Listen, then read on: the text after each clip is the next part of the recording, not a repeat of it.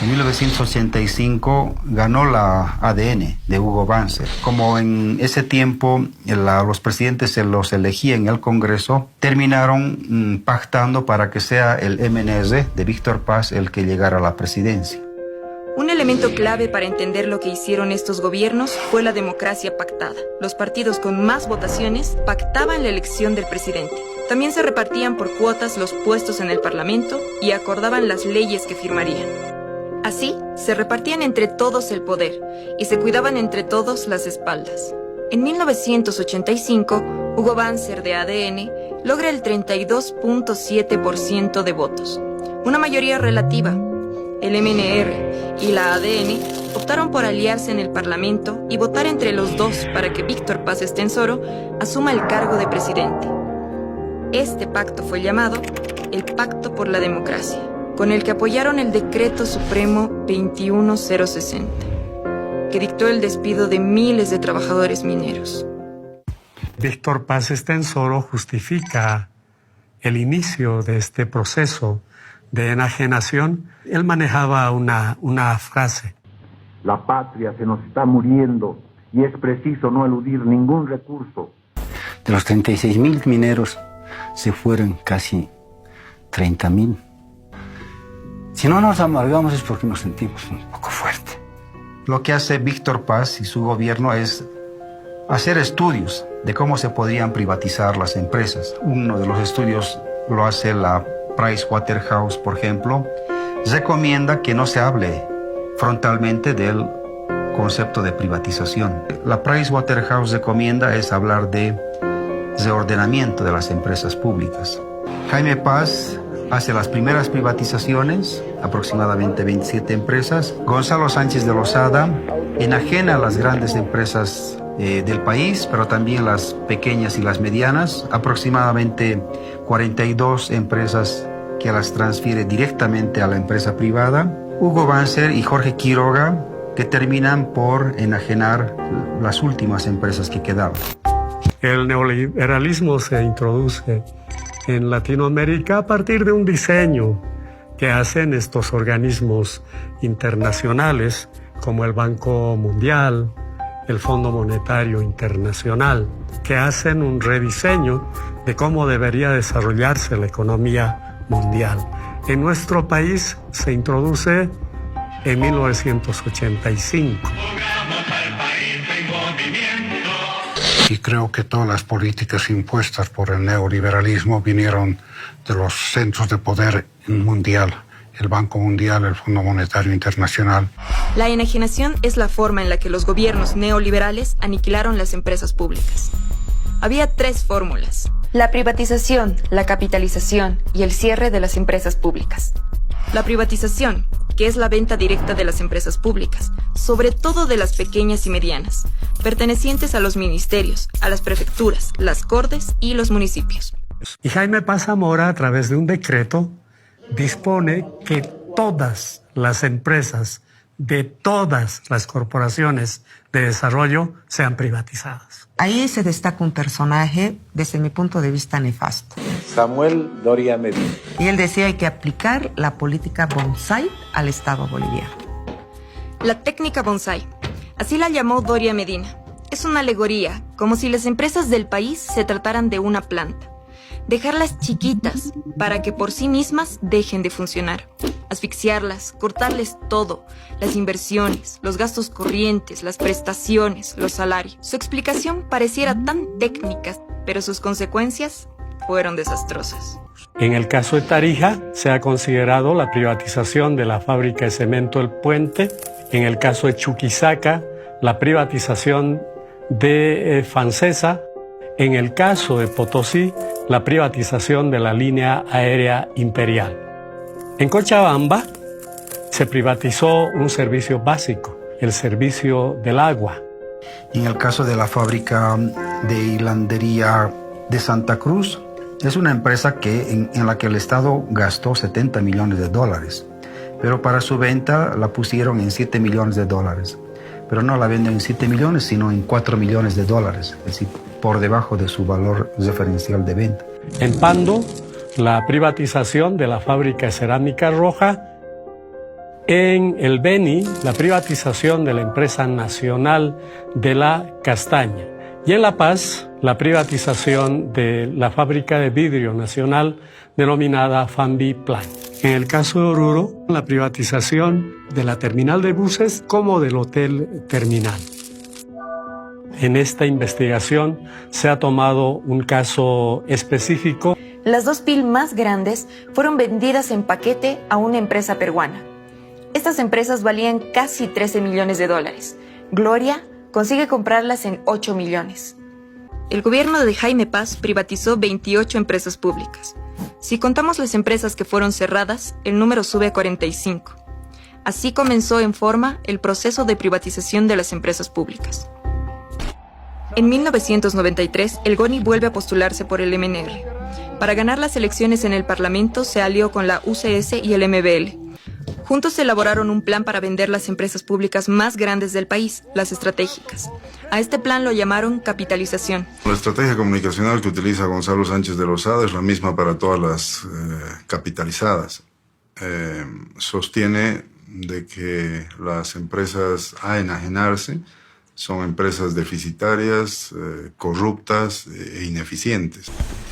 Bueno, YPFB ha sido y es la empresa estatal más importante del país. Yacimientos manejaba toda la cadena productiva, exploración, explotación, comercialización, transporte y almacenamiento. Bueno, yo trabajaba en la refinería Gualberto Villarroel y se dio el proceso en las refinerías no de capitalización, sino fue una enajenación, fue una venta de las refinerías a la empresa privada. En este caso fue Petrobras la que compró las 2 refinerías más grandes de Bolivia. Muchos compañeros que eran, me imagino que del MNR, eran optimistas, ¿no? Decía que la capitalización iba a salvar realmente a YPFB. La capitalización de YPFB fue especialmente desastrosa. YPFB era la empresa que sostenía al Estado boliviano, aportando la mitad de los ingresos nacionales. Ahora, las empresas extranjeras aportarían apenas un 18% en regalías, con cada vez menos ingresos para Bolivia. Después de esto, el Estado se quedó sin plata. Las consecuencias de todo esto las veríamos unos años después. El YOI fue creado en el año 1925 y el principal rol que cumplía el YOI era de integración. Inicialmente vinculando las rutas internas y con posterioridad el establecer un vínculo entre el país y el exterior. Antes de su capitalización tenía un valor de mercado de 90 millones de dólares, sin considerar el valor de sus intangibles, que según las consultorías que se contrataron en ese tiempo era de aproximadamente 30 millones de dólares. Es decir, una empresa que costaba aproximadamente 120 millones de dólares. Y establecieron que el valor en libros de esta empresa era 23 millones de dólares. La familia Cañedo, propietaria de la BASF, se adjudicó la capitalización de YOI Aéreo Bolivia. Todos aquellos cronogramas que se habían establecido para cumplir con el aporte de capital del Brasil nunca se cumplieron, porque los mecanismos de control, los mecanismos de fiscalización no funcionaban. Prácticamente fue una mina de oro para ellos, porque empezaron a saquearla a la empresa, desmantelando inclusive los aviones, el stock de repuestos. Ellos no han sido capaces de poner un tornillo. Además de capitalizar 5 empresas estratégicas de Bolivia, ENDE, Entel, ENFE, LAB y YPFB, el GONI logró vender otras 42 empresas bolivianas. Sin embargo, la mecha de la revuelta social ya estaba prendida. En 1997, Hugo Banzer gana las elecciones, para sorpresa de muchos. Hugo Banzer Suárez y Jorge Tuto Quiroga. Y ellos deciden, descartamos la capitalización de Vinto, pero la vamos a privatizar. Para el proceso de enajenación se contrata consultores, 4 millones, ¿no? Se paga beneficios sociales, 8 millones, ya son 12. ¿Ya? Y se invierte en temas de medio ambiente. El año de la licitación, en 1999, 5 millones, 17 millones gastados para la privatización de Vinto. Y Vinto ha sido vendida en 14,7 millones. El valor mínimo de venta de la empresa metalúrgica Vinto Estaño era $41 millones. Y cuando se la vendió no se tomó en cuenta el mineral que estaba en el circuito de la planta, que eso aproximadamente era $16 millones. En su periodo, Banzer termina de vender casi todo el resto de las empresas públicas, incluyendo la concesión de CEMAPA, el servicio de agua de Cochabamba. Habría terminado de venderlas si no fuera por la crisis social que se extendió por todo el país, avivando las resistencias sociales.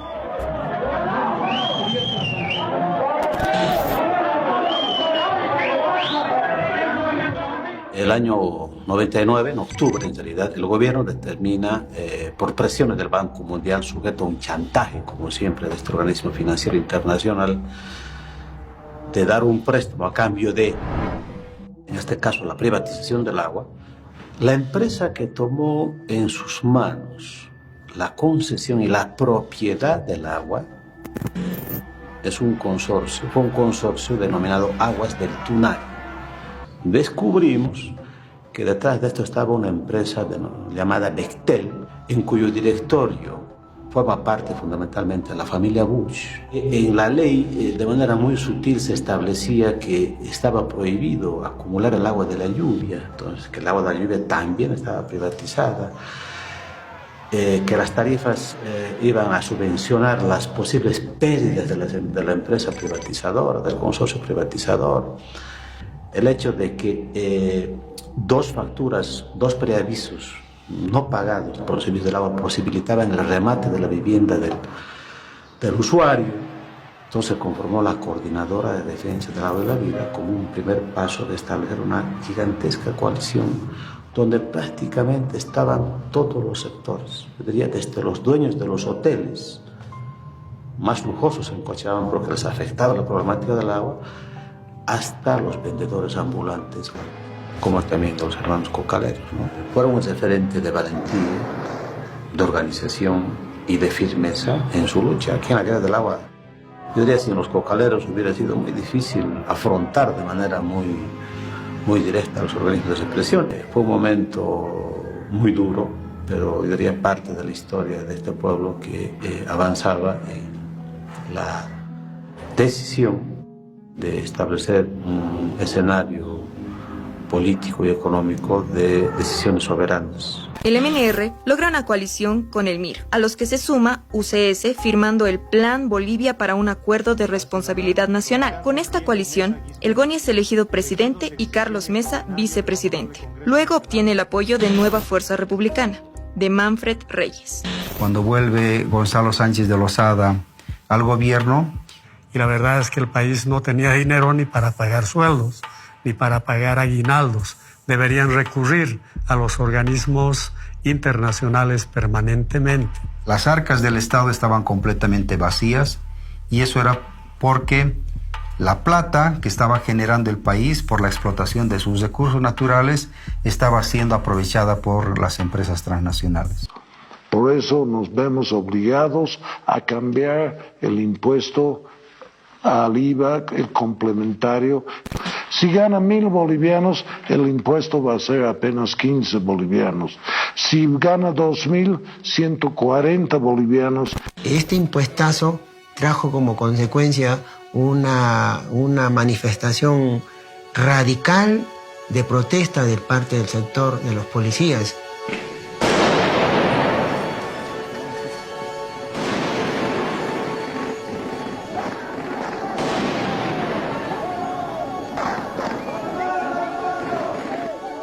Hay un enfrentamiento en la Plaza Murillo entre policías y soldados y el ejército, ¿no? El ejército que respaldaba a Gonzalo Sánchez Lozada y los policías que estaban reclamando que se les elimine ese impuestazo, ¿no?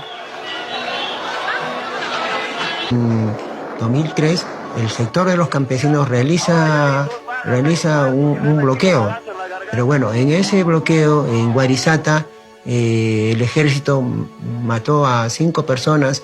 Esta masacre de Guarizata prácticamente era el prolegómeno, ¿no? El inicio de la guerra del gas. Pretenden sacar el gas por Chile a México y a Estados Unidos. La Paz estaba ya como veintitantos días de bloqueo. Bloqueo absoluto donde no circulaba ningún vehículo ni transporte. Y en consecuencia de ello no había gasolina, no había GLP, no había gas. Sánchez de Lozada y Sánchez Berzaín instruyen a la Fuerza Armada trasladar cisternas de GLP y de gas, de gasolina, desde Sencata a La Ceja, para que puedan ingresar a la ciudad de La Paz. En ese trayecto mataron a 14 personas y durante ese mes a más de 60. Si hay algún delito por el cual a mí me quieren juzgar y condenar, no necesitan hacerlo, yo me declaro culpable. Y en esa guerra, ya finalmente el neoliberalismo colapsa. Antes de irse, el GONI sacó dinero del Banco Central de Bolivia y se lo llevó en maletas al huir del país. Renuncia Goni, se va, como ustedes conocen, en un helicóptero con su ministro de gobierno y otros, creo que era su ministro de comunicación, se van al exterior, a Estados Unidos, y asume la presidencia el vicepresidente, que era Carlos Mesa. El pueblo recibió con esperanza a Carlos Mesa. Él prometió, frente a toda esa gente, firmar la ley de hidrocarburos. Poco tiempo después, se retracta. Porque no hay un solo país en América Latina más dependiente que Bolivia en lo que hace a la cooperación. Sabe, señora maestra, le estoy pagando a La Plata una parte de su salario de la limosna internacional que recibo porque extiendo la mano. Por lo tanto, no acepto y le pido a usted, ciudadano, que no crea esa mentira gigantesca e inaceptable de que Evo Morales tiene una ley en favor del país y Carlos Mesa y su gobierno una ley en contra del país. Hacer discursitos de independencia y de soberanía sentado del otro lado del escritorio es muy fácil. Evo Morales, con quien he hablado muchas veces y le he explicado detalladamente esta realidad, tiene mucha facilidad para salir a bloquear Bolivia, porque eso es muy cómodo, honorable Evo Morales. Es muy cómodo bloquear Bolivia. Es muy fácil bloquear Bolivia. Venga usted a gobernar y verá usted lo que es la administración del Estado. Le tembló la mano a la hora de firmar. Al final de todo esto, renuncia. He decidido presentar al país mi renuncia al cargo de presidente constitucional de Bolivia. Es presentar mi renuncia al cargo de presidente de la República. Queda usted posesionado como presidente constitucional de la República. A partir de este momento, a partir de esta fecha, queda nacionalizado todos los hidrocarburos en el territorio nacional. Queda nacionalizado todos los hidrocarburos en el territorio nacional. Después de haber investigado todo esto, nos dimos cuenta que era importante mencionar. Habían nombres y apellidos que se repetían, nos sonaban que ya los habíamos visto en otro proceso y como aquí se repiten. La participación de empresarios privados en la política nacional, como ministros, como viceministros. Hay varios casos, digamos, en los que, viendo estas redes, podemos identificar que se ha consolidado unos grupos empresariales muy fuertes, muy poderosos económicamente hablando. Y varios de esos personajes todavía están vigentes, viven alrededor de nosotros.